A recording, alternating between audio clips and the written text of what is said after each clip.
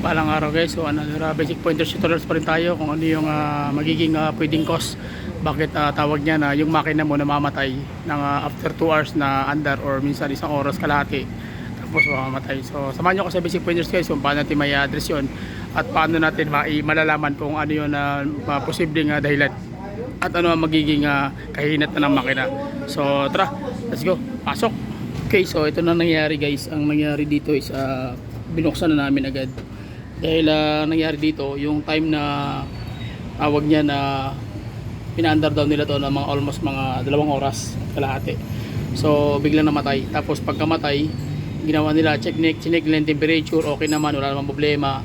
Tapos ang tawag niyan, ang problema ayaw na mag-start. So check naman nila yung kuryente supply, okay naman. And then ang sistema is hindi nila napansin na talagang hindi na ma-under kasi ito yung problema, yung gasket. Ano na siya, tawag niya na meron na siya tatawag na clearance, may gap na.